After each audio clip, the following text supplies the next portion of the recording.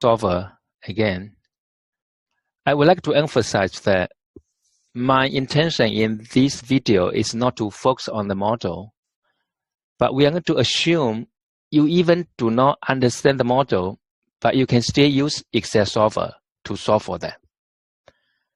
Let me start with case 2.3. In case 2.3, we have one company. They want to minimize the total cost in order to build a building. But in order to do that, they need to borrow some fund from the company, and the company need to set off some money to pay for that in the next 6 months. In case 2.3, a company called Taco Viva wanted to build a building, but they need to pay off about $800,000 in building cost to a bank.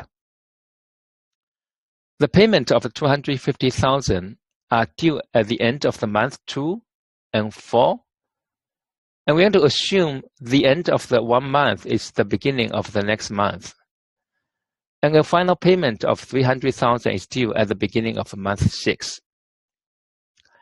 The following investment will be used so that Taco Viva can pay off the 3 payments at the due times. We have 4 different types of investment.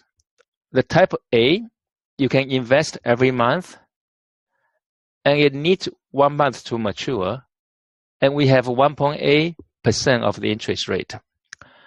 Investment B is available every other month, and we have interest rate of 3.5%. Investment C is available every 3 months, and we need 3 months to mature. We have 5.8% of interest rate.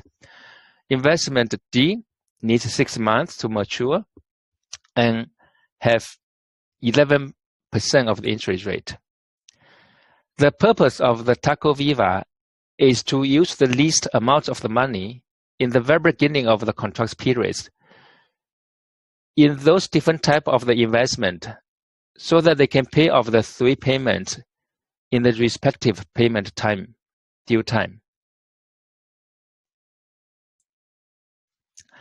In this case, the objective is clear. We want to minimize the total cost in the very beginning of the construction periods. We do have those constraints to pay off the payment at the due times. And we have different type of the decision variables of those investment types. Right now, we want to formulate an LP model.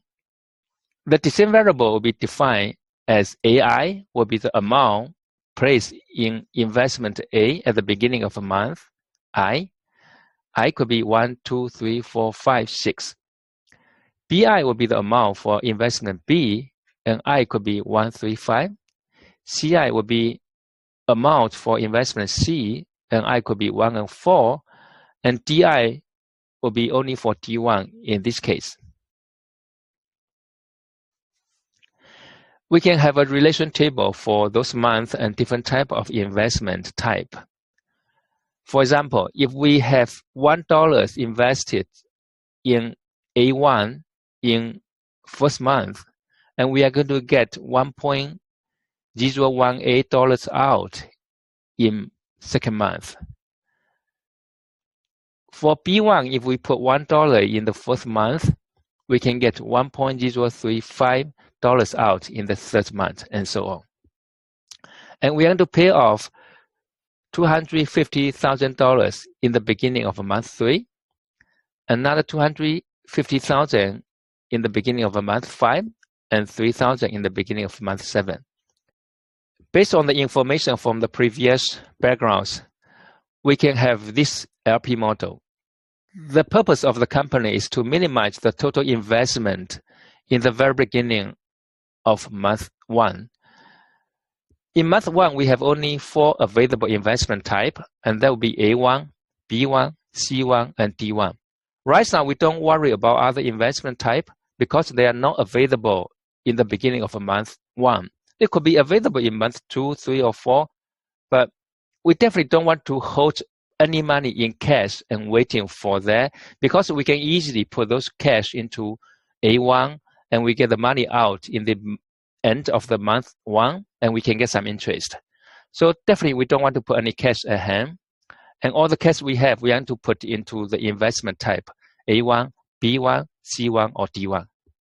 So that would be our purpose, to minimize the total investment in A1, B1, C1, and D1 in total. We do have constraints for every month. For the beginning of the month 2, we are going to take out all the money from A1, but we are going to put it into A2 immediately. For the beginning of the month 3, we are going to take money out of the B1 and A2, but we need to pay off $250,000. At the same time, the rest of the money we are going to put into A3 and B3. For the beginning of month 4, we are going to take money out of C1 and A3, and then we are going to put the money all back into A4 and C4 because we don't need to pay off any money at the beginning of the month 4. In the beginning of the month 5, we take money out of B3 and A4, and we pay off $250,000, and the rest of the money will be invested in A5 and B5. In the beginning of month 6, we need to have a balance of 0. So we take out all the money from A5 and put it into A6. In the beginning of month 7, and that's also the end of the period, we are going to take out all the money from D1, C4, B5, and A6. And we use all those money to pay off $300,000. At the same time, we have the non-negative constraints. Again, this case is not easy to understand. If you are interested, you can definitely self-study after watching this video.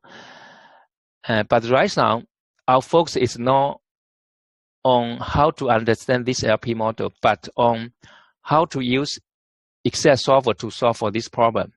I'm going to assume you don't understand this model, but you know how to use Excel solver to solve for any LP model you don't understand. So as long as some people give you an LP model, you know how to use Excel solver to solve for that. So now let's go to Excel solver. I already prepared the Excel solver data over here. Again, we have the LP model over here. And in order to prepare the Excel for the Excel solver, we need to reserve some cells for those decision variables. In this case, we have A1, A2, A3 until we have D1. And we highlight those cells in a different color you like. And we just need to put the parameters value for the objective function. In this case, we have parameter 1 for A1, 1 for B1, and 1 for C1, and 1 for D1. The rest of the value will be 0. You can definitely put 0 in all this, but you don't have to do it. You just leave them empty, and the Excel will automatically regard them as 0. For the constraints, we do have those parameter value. We are going to put 1.018 for A1, -1 for A2 for the first constraint. So we put all those constraints one by one for each respective decision variables, and make sure you make all those numbers correct. Otherwise, you are going to get the wrong answer for the entire problem. And it's very easy to make a mistake on inputting these parameters. So you need to pay extremely careful attention to this. At the same time, we need to leave some cells empty for the left-hand side equation we are going to plug in to prepare for the Excel solver. And we put the equal sign. In this case, we have all equal, so that's very nice. So we put the sign of the constraints over here. We put all those right-hand side values right here.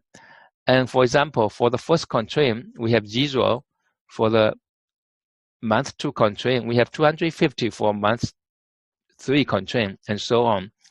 And we have 300 for the last constraint. Right now, we need to prepare the equation for the objective function and left-hand side equation. As we can recall from the previous video of using Excel solver, we can use a sum product function.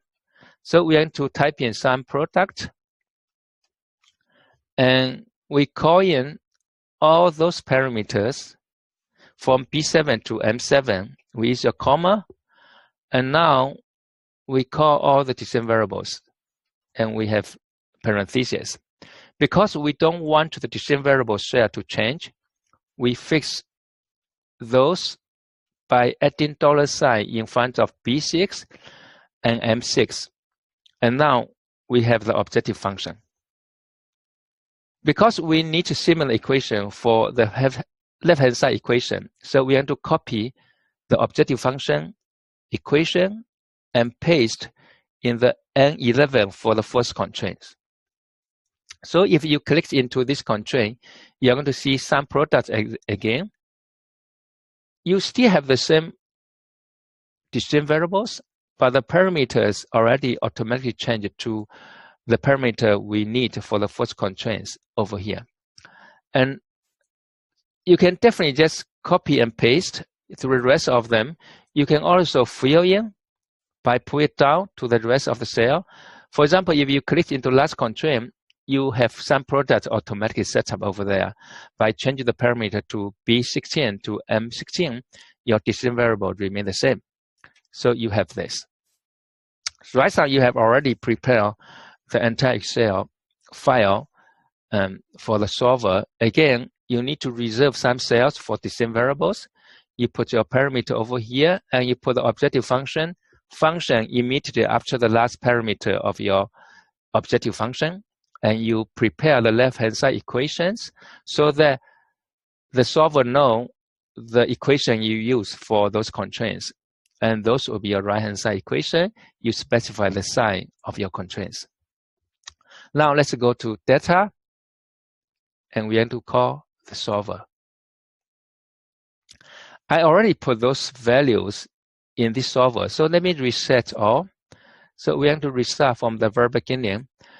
We have the objective of minimizing the total cost in the first month. So we select the objective function shell. Our objective is to minimize, so you select the minimization over here. The decision variables, the changing variable cells will be our decision variables. So we have to select all the decision variables, and we are ready for the objective and decision variables. Now let's try to add some constraints. Our constraint will be all in equal sign. So that's very nice for us. We don't have to type in one by one. We just select all the left-hand side equations, and we make them equal to those right-hand side values. And we say OK. Because we require all the investment must be non-negative, so we said make unconstrained variable non-negative. So we make sure we click on this, and we make sure we select simplest LP, and we are ready to solve that. So let's just click solve, and we say OK here.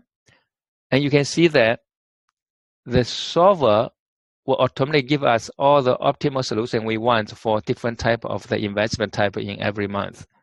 And at the same time, we have the optimal value of 741.363 as the objective.